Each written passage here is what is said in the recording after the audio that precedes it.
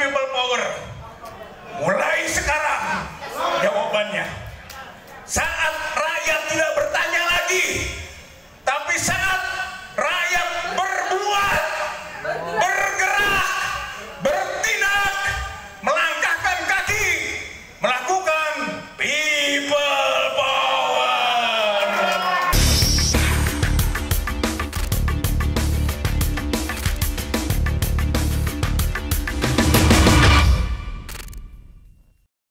Dengarkan video tadi. Ini kadang-kadang kita bikin bingung.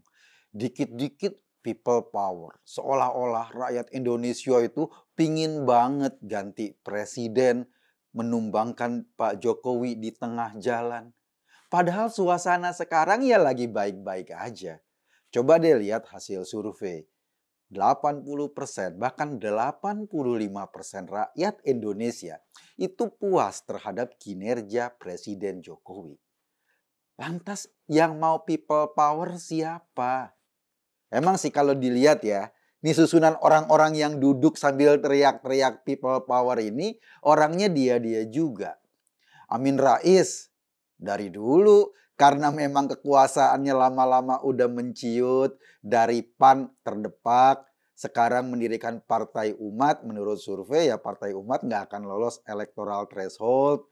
Sesuai dengan ramalan Gus Dur, Amin Rais mungkin akan menjadi gelandangan politik. Akhirnya teriak-teriaknya sama. Sekarang waktunya menyerukan hayya alal jihad, katanya gitu. Jadi kosakata agama ditarik masuk dalam perdebatan politik. Padahal kan ujung-ujungnya dia mau berkuasa.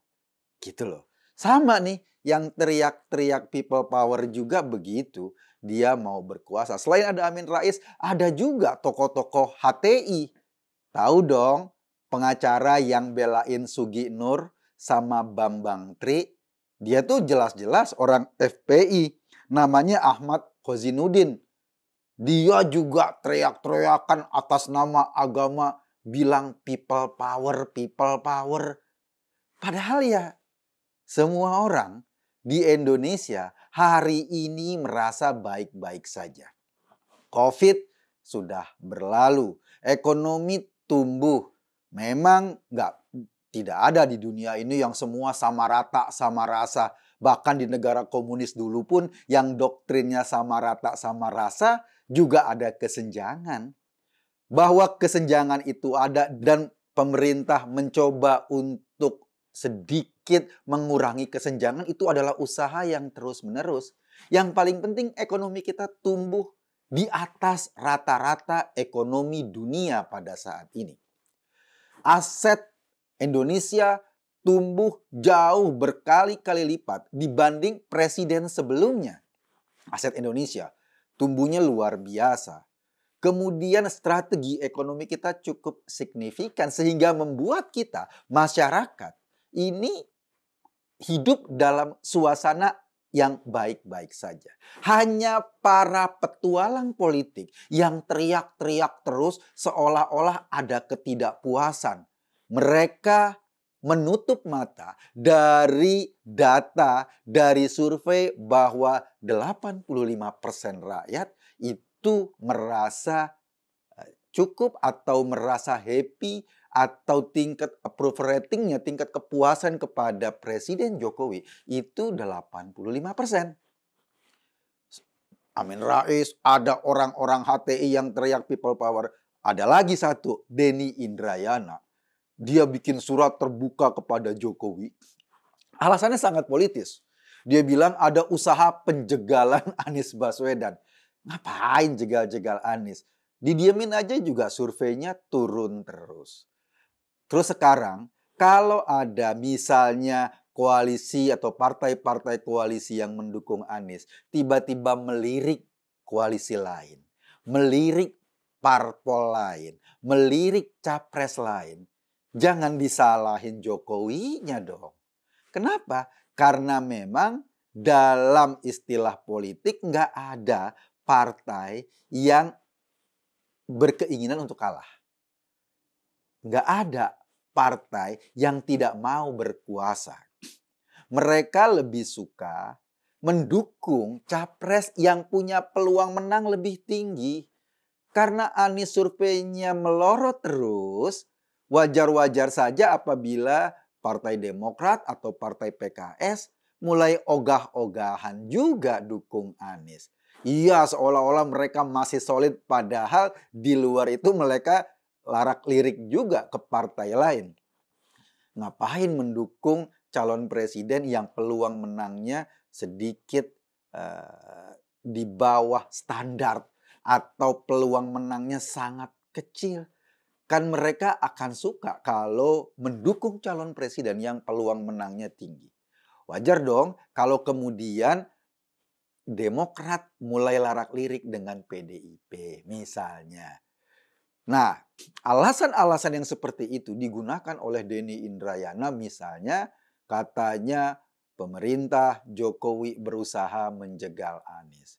Alasan lain lagi dia bilang, kan saat ini Partai Demokrat versinya Muldoko, versinya KLB di Medan, itu sedang mengajukan gugatan ke MA, gugatan hukum tentang anggaran dasar dan anggaran rumah tangga Partai Demokrat, yang menurut orang-orang versinya Muldoko itu adalah anggaran dasar dan anggaran rumah tangga yang tidak sah.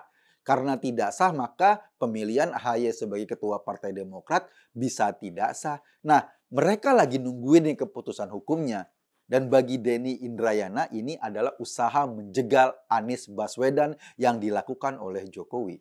Dikit-dikit salah Jokowi, dikit-dikit salah Jokowi.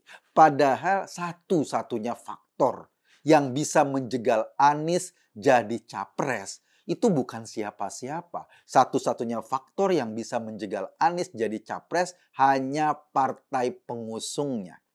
Kalau partai pengusungnya nanti pindah haluan, Demokrat kek, PKS kek, atau Nasdem bergabung dengan Prabowo, ya Anies silahkan gigit sendal, nggak bisa ikut copras-capres di 2024 dan jadi penonton di pinggiran.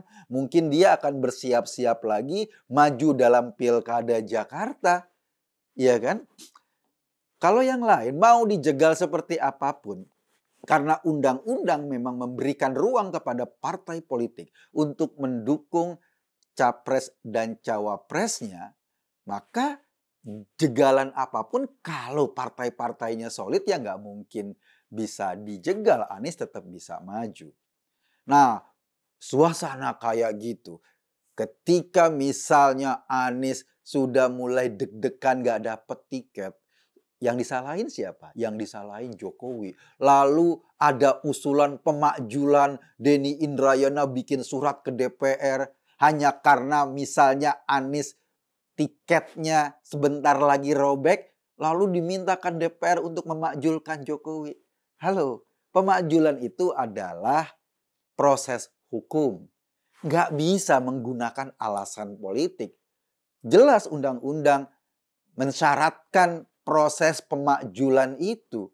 Misalnya kalau ada pelanggaran hukum serius yang dilakukan oleh presiden, itu pun ketetapan pelanggaran hukum serius itu diajukan dulu ke MK. Nanti MK menetapkan, lalu proses di MPR dengan syarat dihadiri oleh 3/4 anggota MPR, dengan syarat disetujui oleh 2/3. Jadi nggak sesimpel bayangannya Denny Indrayana mungkin. Dan nggak bisa juga menggunakan argumen-argumen politik untuk alasan pemakjulan. Apalagi menggunakan argumen-argumen tidak jelas seperti yang diteriak-teriakan untuk people power. People power itu maksudnya masyarakat rame-rame ngegeruduk gitu loh. Ngegeruduk agar presiden turun, sama seperti tahun 98 ketika para mahasiswa dan masyarakat menggeruduk gedung DPR untuk menjatuhkan Soeharto. Itu pun nggak langsung jatuh begitu aja. MPR kemudian harus bersidang dan memutuskan Soeharto jatuh. Atau memutuskan Soeharto disudahi, gitu kan? Atau prosesnya Soeharto akhirnya menyerahkan kekuasaan kepada wakilnya, waktu itu adalah Pak B.J. Habibie. Yang mengherankan, ketika kita suasananya lagi asik-asik saja, mereka teriak-teriak seolah-olah kita ini begitu tersiksa, kita ini begitu tertindas. Padahal rakyat di ujung pelosok sana sedang menikmati dampak ekonomi dari kehadiran infrastruktur. Rakyat di ujung sana sedang juga menikmati ada program-program sosial yang didistribusi oleh Presiden Jokowi atau oleh program pemerintahan Jokowi.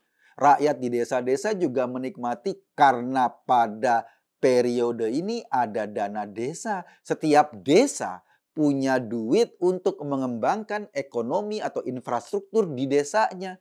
Wajar kalau 85% rakyat Indonesia happy-happy saja. Mungkin mereka boleh dikatakan belum sampai pada tahap sangat sejahtera.